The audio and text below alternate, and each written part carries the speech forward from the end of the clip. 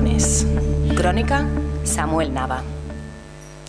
Agentes de la Policía Local de Santa Cruz de Tenerife han encontrado un esqueleto humano debajo de los colchones sobre los que durante los 2 últimos años han estado durmiendo una pareja en la 3ª planta de la pensión Padrón de la capital tinerfeña. No se ha podido dar una explicación a este macabro suceso, ni siquiera la propietaria del inmueble, una mujer de avanzada edad. Nadie llegó a percatarse ni de los malos olores ni de la desaparición de la víctima, un hombre solo, alejado de su familia y deteriorado por la heroína y el alcohol, asiduo al comedor social del albergue municipal. Su muerte debió producirse 8 meses antes, en los primeros días de enero del 2010. Pero sus restos osificados no fueron encontrados hasta 8 meses después, cuando los hijos de la patrona se dispusieron a llevar a cabo algunas reformas en la pensión y decidieron hacer una limpieza de la habitación 302, que usaban como trastero. Los huesos estaban ocultos entre los colchones. Susana, un aplauso yo creo para esa lectura que abre el acto.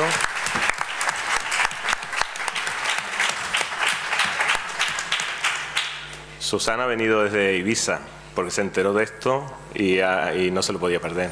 Muchas gracias por venir, Susana.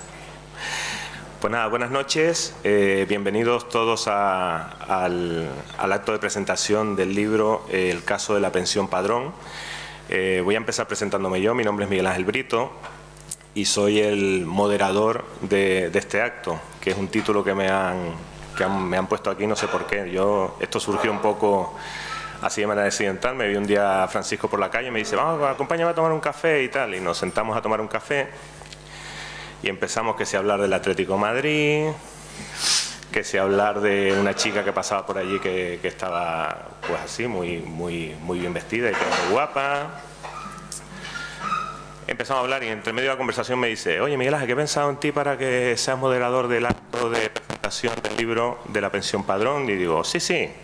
Y seguimos hablando y venga a decir cosas, ¿no? Entonces luego por la noche me desperté así sobresaltado como a las 3 de la mañana, que me pasó. Digo, a ver, que le he dicho que sí, que voy a ser moderador, si yo no soy moderador, ni he sido moderador en mi vida, ni nada. Pero nada, al día siguiente me fui a una librería y me compré un libro.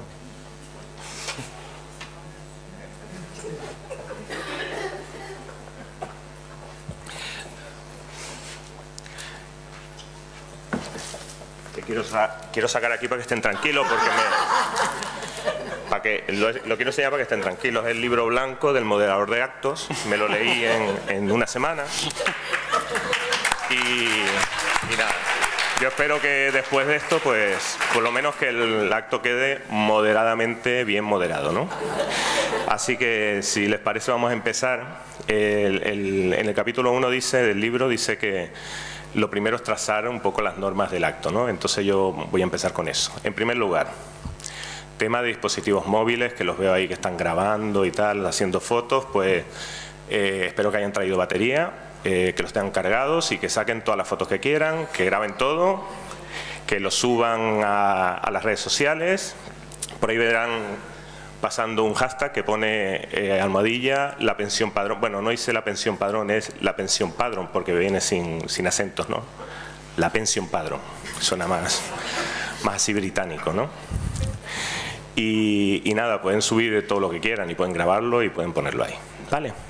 Esa es la primera norma. La segunda norma que me han pedido es que los que queráis comprar el libro, que espero que sean muchos, que saben que se vende además hoy a un precio especial por ser representación, pues que nos dejen, si lo estiman conveniente, no es obligado, pero nos gustaría pues su nombre, dirección de correo electrónico para poder seguir un poco la evolución del libro. Nos comprometemos un poco a tener contacto con vosotros porque pensamos hacer un acto de lectura comentada que yo creo que es interesante y que todos expresen su punto de vista. También acceso a las páginas web que se va a crear del libro y también pedirles la colaboración, lógicamente, de que puedan volcar ahí todos los comentarios que quieran, buenos o mejorables del libro para mejorar esa segunda edición que esperamos hacer en breve. ¿De acuerdo?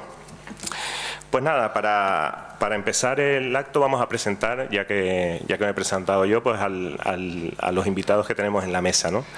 Aquí a mi izquierda está en orden, lo voy a presentar un poco en orden de intervención. Está en primer lugar nuestro amigo Iván Barrios, que viene un poco a hablarnos del libro, ¿vale? A continuación intervendrán Ana Joyanes y Francisco, que como autores pues también nos van a contar un poco su experiencia, describir el caso de la pensión padrón. Y finalmente nos acompaña el señor Alfonso Delgado. Alfonso Delgado es abogado y fue el abogado defensor en el caso en el cual está inspirado el libro, en el caso de la pensión padrón, ¿vale? Fue el abogado defensor del único imputado en ese caso. Pues, si les parece, empezamos con Iván. Hola, Iván. Iván es... yo le dije también, digo, oye, pues ya que voy a presentar el libro, hazme un favor y dime cómo te presento. Y me dijo, dice, como tú quieras. No sé, cuéntanos un poco. Sabemos que has leído el libro y que has estado, además, durante todo el proceso de escritura del libro muy cerca de los autores. ¿Qué nos puedes contar del libro del caso de la pensión padrón? Antes sí que me gustaría agradecer a Miguel Ángel, pero particularmente a los dos autores, a Francisco y Ana, que hayan querido contar con mi colaboración en este momento tan especial, porque primero presentar un libro es una ocasión realmente importante, porque digamos contribuye a mejorar la cultura, y que te lo pidan dos amigos como son ellos, como son Francisco y Ana, pues reconforta todavía más. Por eso vaya desde aquí mi agradecimiento público. Bueno, si nos metemos ya en faena y tengo que venderles a ustedes qué es lo que se van a encontrar en esta novela, porque yo creo que esa es la labor de un presentador, les podría decir primero con qué no se van a encontrar, porque esta novela, así a priori, se ofrece al lector bajo dos interpretaciones. La primera, como una recreación literaria, pero fidedigna, de un hecho real. Más o menos la mayoría ya saben o tienen idea de que, además Susana leyó un fragmento de que efectivamente en el año 2010, creo recordar que en agosto, se encuentra entre dos colchones de una pensión inmunda de Santa Cruz de Tenerife un esqueleto. Y entonces, partiendo de ese hecho real, pues los autores habrían creado un relato apegado a los hechos. Se podría parecer así la novela a lo que hizo hace muchos años Truman Capote con A Sangre Fría, como ustedes saben, fue la recreación de un crimen cometido en un pueblecito del sur de Estados Unidos por dos delincuentes que acaban masacrando a toda una familia. Sin embargo, este no es el caso.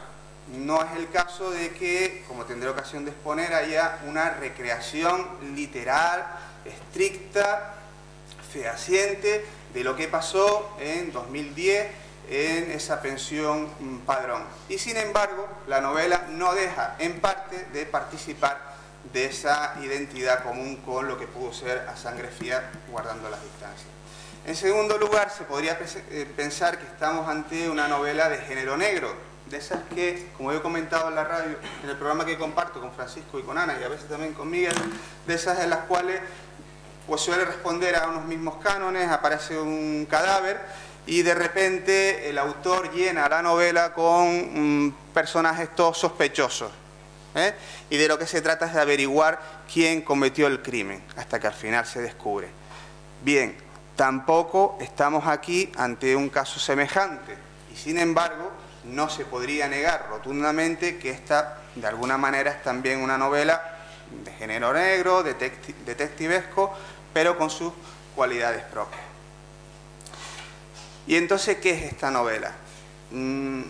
Empezaría diciendo que podemos distinguir dos niveles, si me lo permiten, dos niveles de realidad.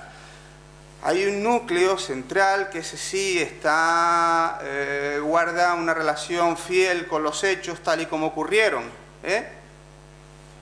Lo que sucede es que en torno a esa realidad real, como diría un profesor mío de la universidad, para distinguir otro tipo de realidades, la realidad virtual, la realidad poética, la realidad mágica, etcétera, etcétera, ese núcleo de realidad, los autores han ido tejiendo a modo de camisa o de una vestimenta una ficción.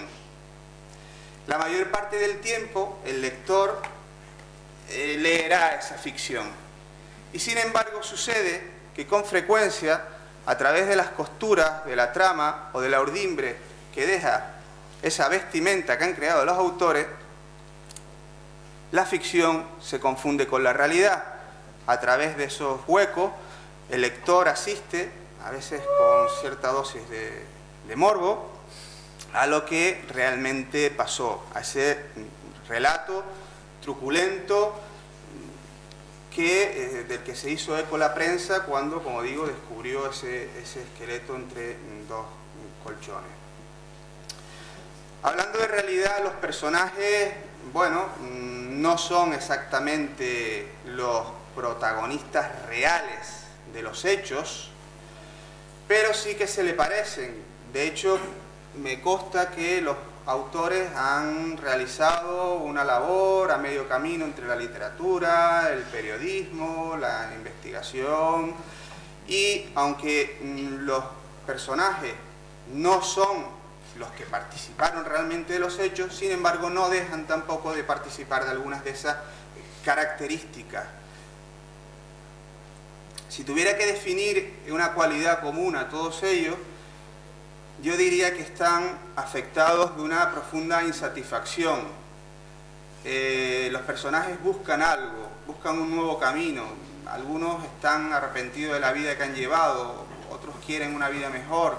Es el caso de Elisa Martos, la detective que, como consecuencia de una experiencia traumática que sucede en la península donde ella vive, pues decide buscarse la vida, emprender un nuevo camino en Tenerife.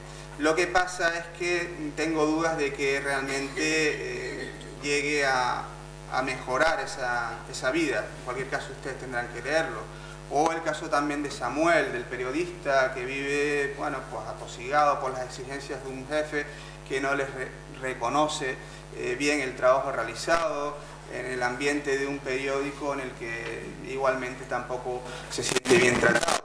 Lo que pasa es que podemos trazar como a cuchillo una diferencia entre estos personajes que acabo de mencionar, Elisa y Samuel, y los otros, Juanmi, Agustín Garcés, La Toña, porque estos han perdido irremediablemente cualquier esperanza de un futuro mejor, afectados como están de la droga, el alcoholismo o las enfermedades mentales. Decía Francisco el martes pasado que este era un relato, él decía sin artificios y no me acuerdo qué otro epíteto más señalaba.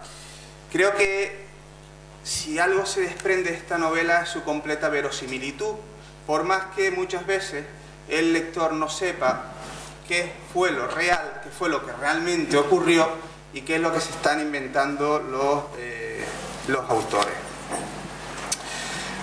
Para alcanzar esa verosimilitud, los autores realizan o acuden a diversos remedios literarios.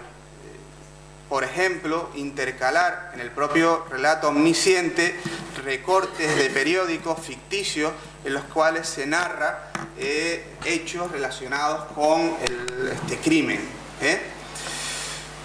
Otro segundo instrumento literario del que se han valido, lo que he podido detectar, es el del tiempo, el del uso del tiempo. No es un uso del tiempo lineal, no es como si ustedes trazaran una flecha del tiempo que va del principio al fin. Hay saltos.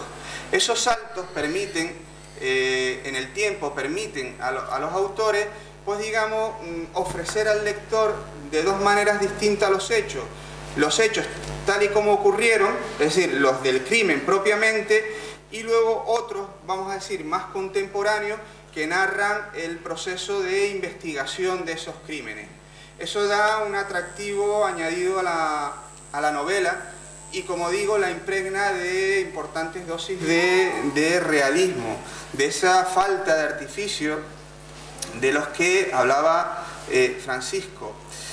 Decía el psicoanalista, el filósofo Lacan, que hay un momento en la vida de todos nosotros que acontece algo realmente que nos cambia. Es ese momento en el que el niño se mira al espejo por primera vez y se descubre tal y como es. Hasta ahora se había visto pues, una mano, un codo, un pie, pero por primera vez se contempla en todo su ser. Esa contemplación cambia irremediablemente al niño. La lectura que hicieron los artistas conceptuales a partir de los años 30 es que la realidad o el contacto con la realidad produce efectos traumáticos. Eso quiere decir que la realidad nos cambia, nos transforma.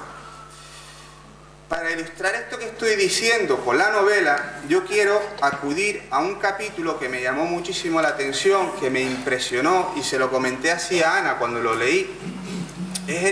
Ana recordará, es ese capítulo muy avanzada ya la novela entre el Juanmi y la Toña, y que se inicia con un golpetazo, con un puñetazo del Juanmi a la Toña que yo creo que le rompe la nariz o por lo menos la hace sangrar y le causa dolorosísimas lesiones en la boca.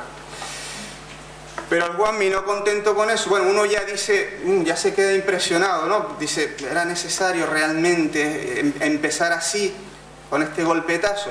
Pero es que sigue el suceso con el Juanmi queriendo abusar de la Toña. La Toña es una prostituta, y además, según me ha dicho Ana, está basada también en un personaje real.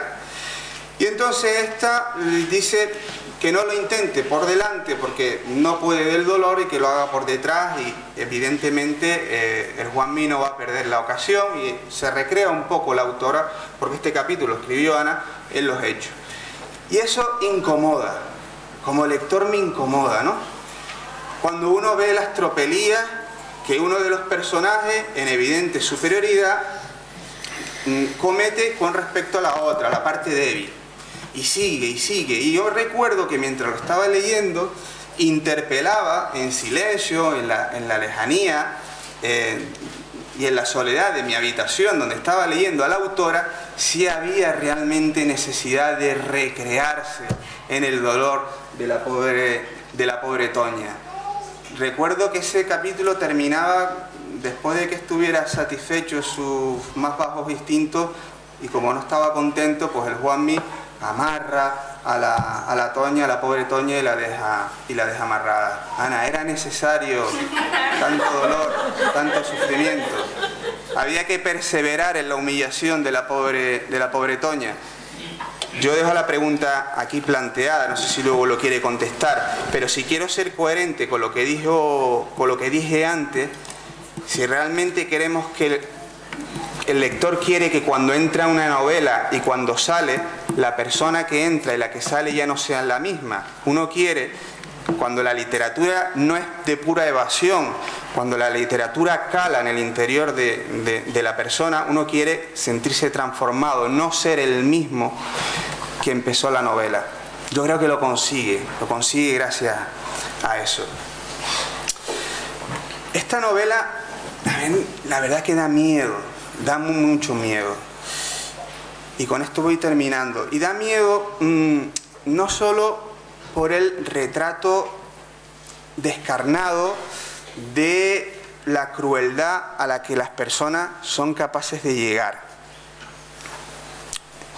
Esta novela da miedo también porque nos damos cuenta de que el mal no está monopolizado por un demonio inteligentísimo.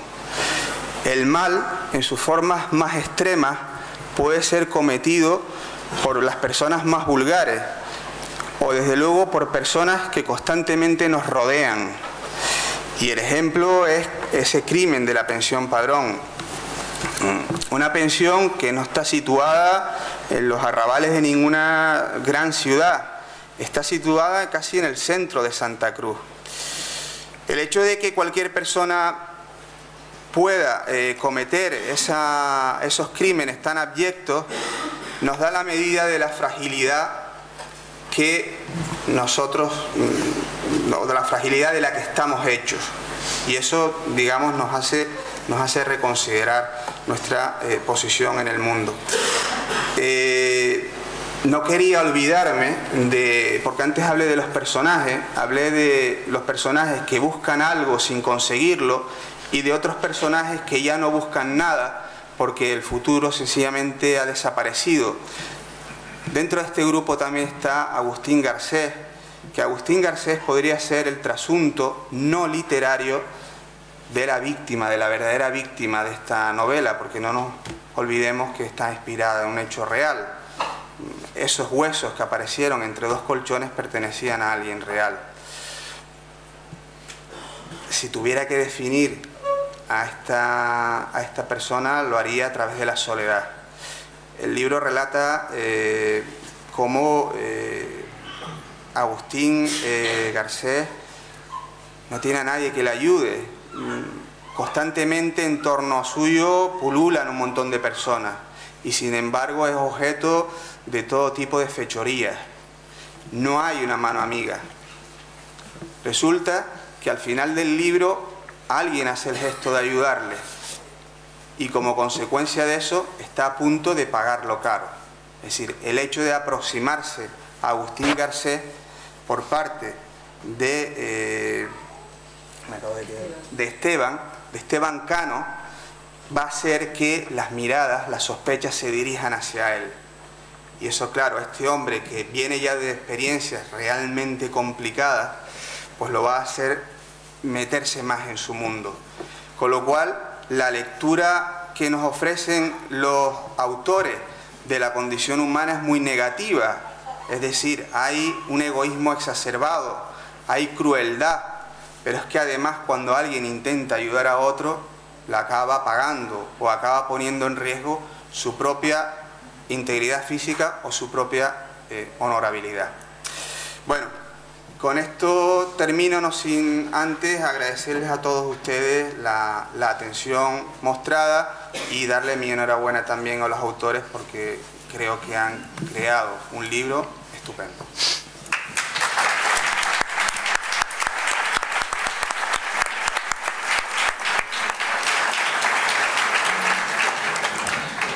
Muchas gracias, Iván.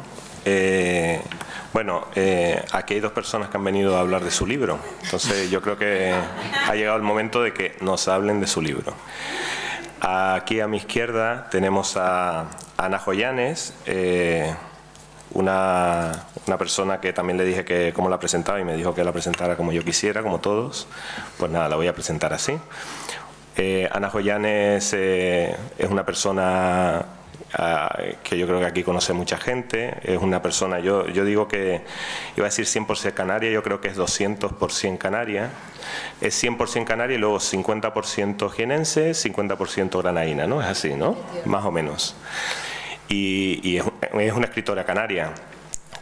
Ya tiene una trayectoria que data desde el año 2009 con su primera novela Lágrimas Mágicas, y a partir de ahí pues han venido varios trabajos como No hay los dioses del tiempo, como Sangre y Fuego, etcétera, ¿no?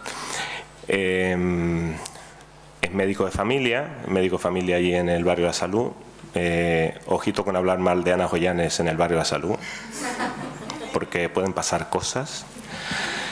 Es muy querida, por supuesto, por todos sus pacientes, pero hoy no está aquí como médico de familia porque eso también lo hace en sus ratos libres. Ella lo que le gusta es escribir, por eso está aquí. Y a mi derecha está el otro coautor del caso de la pensión Padrón, que es Francisco Concepción, está aquí, a la derecha del todo.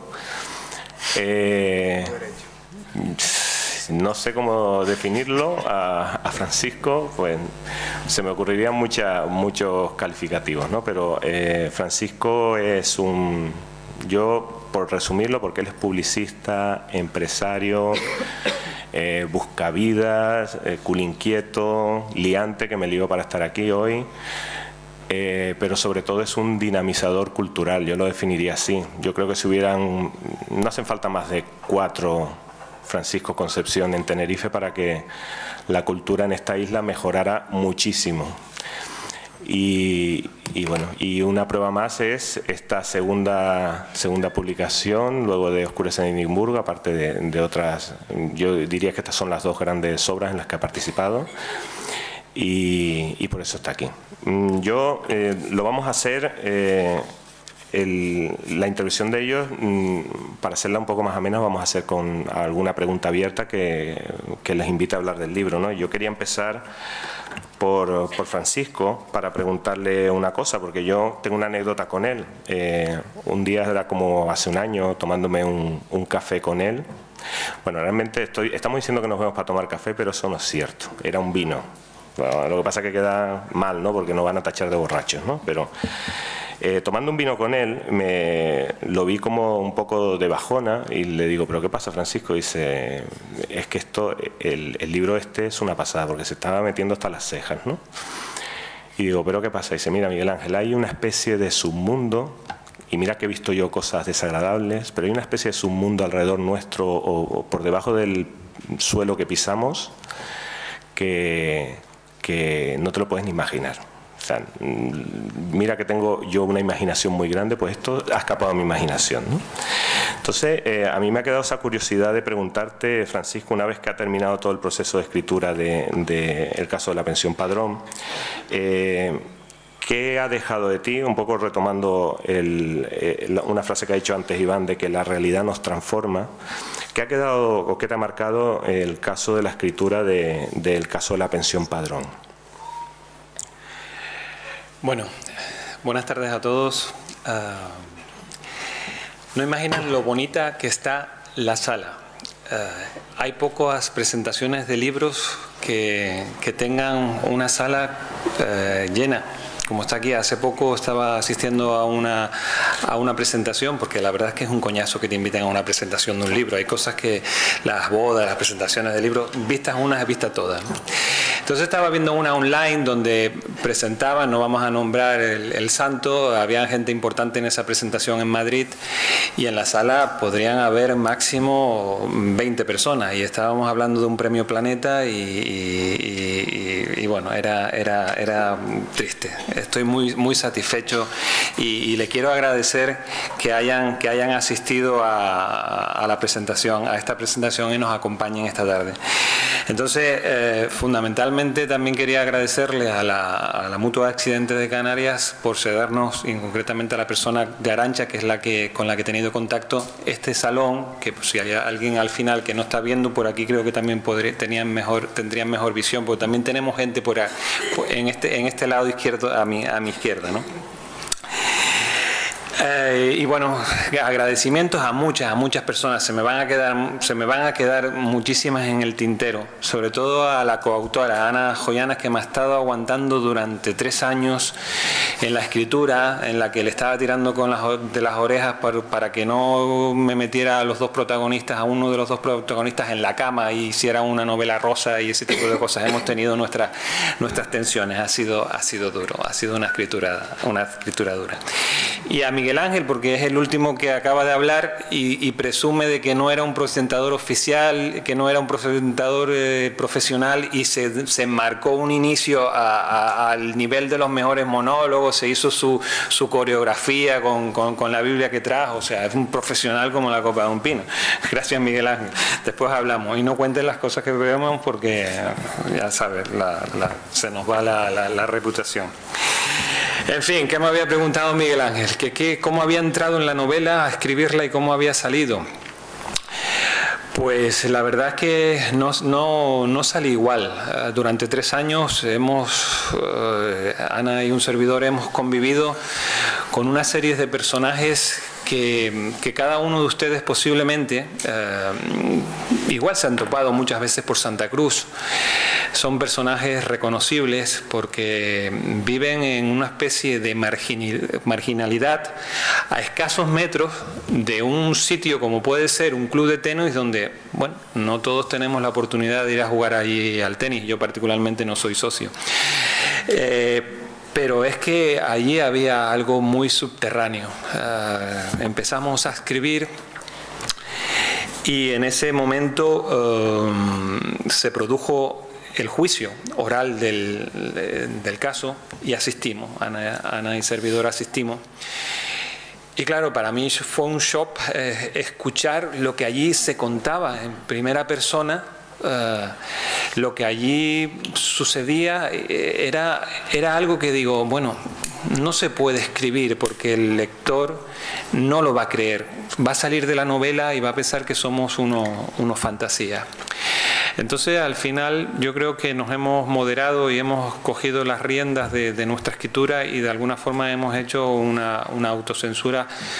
Yo, por lo menos, porque, como comentaba Iván, hay una serie de capítulos, hemos intentado hacer una literatura muy explícita y poner en letras a modo de videocámara lo que allí pudo pasar. Es evidente que nosotros los autores no estuvimos dentro, pero tenemos testimonios del ambiente que había en aquella pensión y lo que allí sucedía. Hay que entender que había una persona secuestrada, torturada durante meses y que allí había como un pacto de silencio en todos los habitantes y huéspedes que entraban.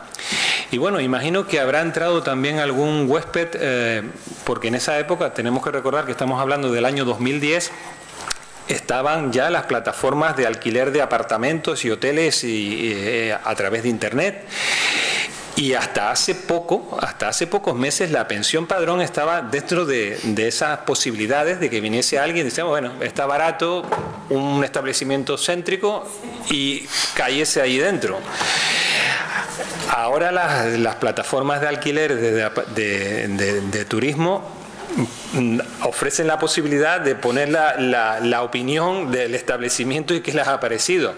En esa época, en el año 2010, no era algo muy habitual. Me imagino que si alguno pasó por allí, lo que podía haber comentado, ¿no? Pues resumiendo, Miguel Ángel, no salí igual que como entré a la escritura que como salí.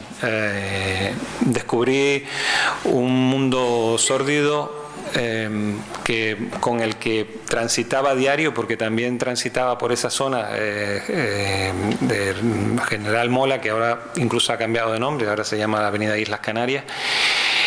Y la verdad me ha dejado marcado. He visto lo que puede ser la crueldad, a lo que puede llegar el ser humano y la crueldad que puede llevar dentro. Pero iba a hacer una cosa que no es muy habitual, porque normalmente los protagonistas en estos actos no son los autores, los protagonistas, los escritores escribimos para los lectores.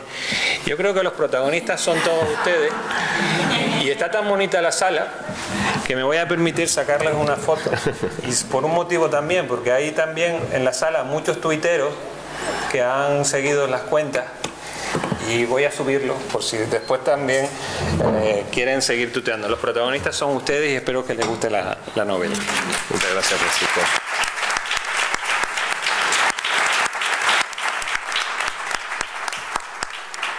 Bueno, ahora toca el turno a Ana. Una cosa que me asalta ahora, mirando un poco el tema que comentaba Francisco, que asistieron al juicio y tal, siento mucha curiosidad, Ana, en saber, porque tú tienes una doble faceta, tienes la faceta de escritora y la faceta de médico, y en el caso de la pensión Padrón, seguro que ambas estuvieron dialogando dentro de tu cabeza, ¿no? ¿Cómo conseguiste que ganara la escritora a la médico? Porque yo soy como el Dr. Jekyll y Mr. Hyde. A veces sale la médico y a veces sale la escritora.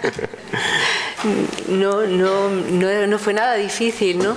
De hecho, yo creo que no puedes separar una cosa de la otra. Creo que incluso parte de mi comprensión de los personajes, incluso de los más abyectos, puede ser por mi faceta de médico, porque he conocido muchos tipos de pacientes, de personas con determinadas características que le hacen ser como son, que le hacen ir a la delincuencia, que le hacen tener una personalidad adictiva o una personalidad que se deje manipular. Creo que todo eso me ha ayudado bastante a poder comprender y meterme en la piel de los personajes, desde el más normal al menos. Se nota, cuando lo lean lo verán, se nota un poco esa mano, ¿no? Muy bien, muchas gracias, Ana. Vamos a seguir con Francisco. A ver, antes lo nombraba Francisco, literatura explícita, y lo pones incluso en lo ponen los autores incluso en la contraportada, si lo leen del libro, ¿no? Donde pone: nos introduce entre las paredes de la pensión y el mundo marginal de sus protagonistas con una literatura explícita. Explícate, ¿qué es literatura explícita? ¿Es un nuevo género literario o cómo lo ves?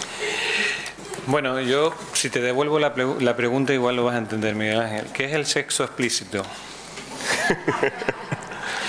Pues bueno, yo creo que aquí Ana y yo, como autores de la novela, entendimos que la historia y lo que aconteció dentro de las paredes de ese establecimiento tenían demasiada fuerza y que necesitábamos de alguna forma narrarlo como sucedió, como pasó, sin artificios literarios. Decimos que a lo mejor puede ser muy consentido por nuestra parte, pero decir que intentamos entrar en esas paredes y en la piel de los protagonistas a modo de videocámara y hacer literatura, no sé lo que puede parecer, pero es lo que intentamos. Desde el primer momento, intentamos desde el primer párrafo de la novela enganchar al lector, agarrarlo, porque la lectura tiene muchos enemigos, tiene la dejadez de las personas, leer es cansado, tenemos que competir con los partidos de fútbol, tenemos que competir con muchas cosas, con las series de Telecinco, con muchas cosas tenemos que competir, ¿no?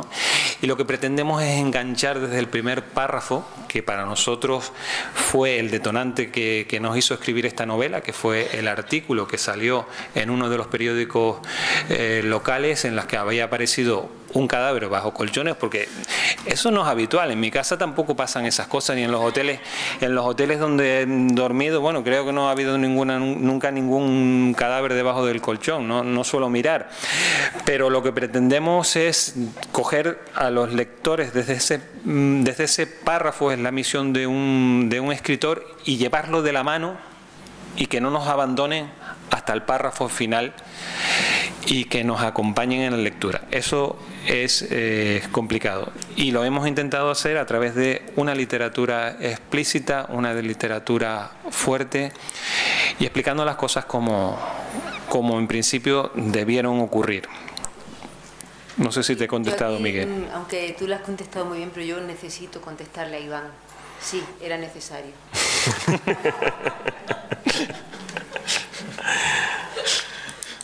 ¿Satisfecho, Iván? Ante la contundencia de la respuesta me ha dejado sin palabras. Y mira que es difícil eso, Iván, a ti, que no te gusta hablar.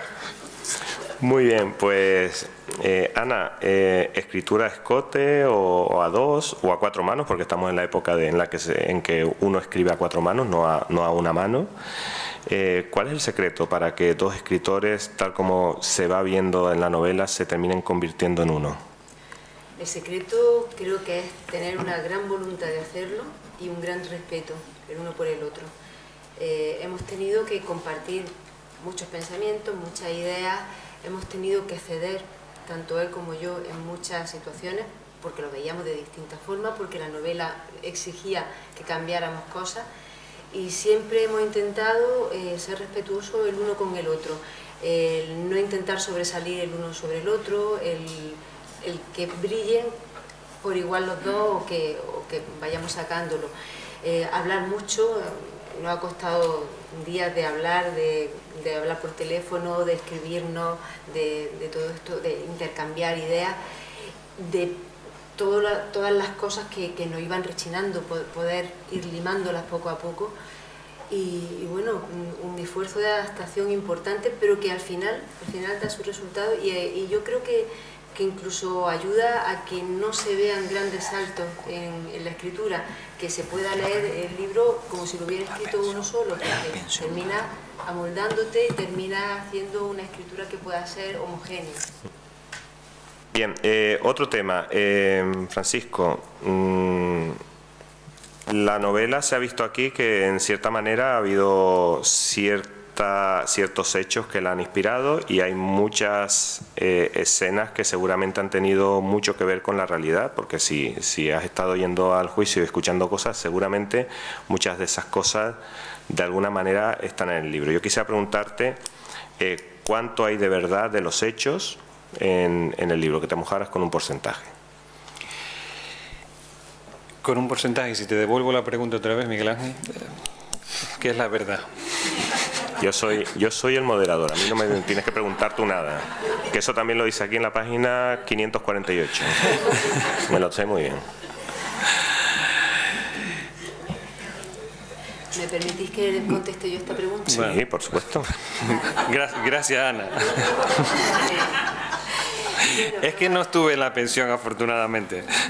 Vamos a ver, yo creo que hay un 100% de realidad en los hechos probados, en lo que sucedió en determinadas cosas, o sea, determinadas cosas fundamentales, las torturas, el asesinato, todo esto. Y donde no hay un 100% de realidad es en los personajes. Los personajes hemos querido voluntariamente distorsionarlos, que no sean al 100% lo que se supone que han sido. Hemos querido hacer algo nuevo, algo en lo que no solamente pudiéramos crear un personaje, sino también meternos en determinadas situaciones, en determinadas tipologías que nos van a ayudar a desarrollar una historia más coherente, y no solamente ser unos cronistas, porque para eso están los periodistas. Por cierto, aprovecho para decir que tenemos aquí en la sala al periodista con el que inició todo esto, a Miguel Ángel Autero, que gracias a sus crónicas pues nos enganchamos los dos con esta historia. Para eso están los periodistas. Nosotros somos escritores y nosotros tenemos que crear personajes, tenemos que crear situaciones. Por ejemplo, tenemos el caso de Esteban Cano. Esteban Cano, ¿cuánto tiene de real y cuánto tiene de ficticio? Yo creo que cada uno de los lectores va a tener que saber qué es lo que hay detrás de cada uno. Juanmi, ¿qué hay de real, qué hay de ficticio? ¿Hasta qué punto se juntan? La dueña de la pensión, que muchos de los que están aquí en la sala la conocen personalmente. Bien, nosotros voluntariamente hemos distorsionado esos personajes. Yo creo que eso es la labor de un escritor. En cuanto a los hechos, algunos son inventados, evidentemente, para el desarrollo, pero los hechos clave, los hechos que llevaron a todo lo que sucedió, esos yo creo que están al 100%. Bueno, como la pregunta me la hicieron a mí, yo quisiera hablar... No, ya no vale. Gracias, ya no. Ana. No, bueno, ¿qué podemos hablar de lo que es verdad? Yo quisiera puntualizar, por ejemplo, hubo un personaje que a mí particularmente le cogí muchísimo cariño, que era a la persona asesinada, que la llamamos en la novela Agustín Garcés. Yo creo que la dignificamos mucho, intentamos de alguna forma que su vida terminase digna, porque sufrió muchas vejaciones ahí en la pensión. Y según pudimos investigar y los datos que nos llegaron, era una persona normal y corriente como cada uno de nosotros. Era alguien procedente de Zaragoza, era militar, era en principio músico, tocaba dentro de su compañía, y aquí pues bueno, intentaba ejercer algo, esa pasión que tenía con un órgano, ¿no? Perdón, con un acordeón. Y entonces se vio abocado por una depresión, se fue desde Zaragoza y recaló aquí en la isla. Y lo que más me sorprendió es que esta persona tenía unos ingresos mensuales que no tenía riesgo de no recibirlo porque recibía una paga del Estado, que se puede vivir aproximadamente unos 1.200 euros. ¿Cómo cayó en ese entorno, en ese mundo subterráneo? No necesitaba vivir allí. Entonces yo digo que la vida en este caso es muy injusta. A veces yo la equiparo con un tranvía que te arrolla, te hace que te subas dentro y no te deja bajarte en una parada intermedia. Y creo que eso fue lo que le pasó a nuestro protagonista, o el protagonista que hace de cadáver y de muerto, que en este caso lo revivimos, pero traté de dignificar yo particularmente, y Ana también me consta, la vida de este señor que sufrió bastante. Muy bien, gracias Francisco. Ana, yo creo que podíamos ahora un poco cambiar de tercio y hablar de esa realidad real que comentaba antes Iván. Para ello contamos con la presencia de don Alfonso Delgado. Alfonso Delgado es abogado y fue el abogado defensor del único imputado hasta ahora del caso de Juan Antonio Luis Aguilar, que fue condenado por el caso de la pensión padrón a 17 años y medio de prisión. Yo, cuando me dijeron que ibas a estar aquí, Alfonso, lo primero que se me pasó por la cabeza es preguntarte cómo fue ese primer contacto con José Antonio, porque tengo mucha curiosidad, ¿no? Te encuentras delante a esta persona y la tienes que defender, ¿no? ¿Cómo fue ese primer encuentro? ¿Qué recuerdas de eso? Bueno, vamos a ver. Puede ser algo real, una experiencia realmente rocambolesca, encontrarte con una persona que viene de un mundo absolutamente ajeno al tuyo. Es decir, cuando ustedes pueden leer la novela y les garantizo que se van a hacer una idea del tipo de submundo en el que se mueven desgraciadamente estas personas, pero les puedo asegurar que la novela se queda corta. O sea, yo llevo 20 años ejerciendo la profesión de abogado, dejando al margen el detalle del muerto entre los colchones. Este tipo de personajes son habituales en los juzgados y les puedo asegurar que esa realidad real de la que se está hablando aquí, que se intenta volcar en el libro, yo creo que se queda corta. Entonces, ponerte enfrente de una persona como esa, que soluciona el más mínimo conflicto con las personas que le rodean con la violencia, y que no está bien, o sea, no es capaz de mantener una conversación coherente. Uno no sabe bien si porque tiene una enfermedad mental, porque es fruto del alcoholismo, porque es fruto del consumo de drogas, o por la mezcla de todo. El primer encuentro, por decirlo en breve, es que terminamos a gritos. Así de simple. O sea, estábamos en un despacho del juzgado que nos habían cedido para entrevistarnos, con 2 policías custodiando a este hombre que estaba esposado. Terminé a gritos con él, porque era absolutamente imposible. Me trataba de imponer sus criterios, que no eran sino desvaríos. Y le dije a la policía: señores, la entrevista ha terminado, muchas gracias, se lo pueden llevar. Y ya está, la policía se me quedó mirando y efectivamente se lo llevaron.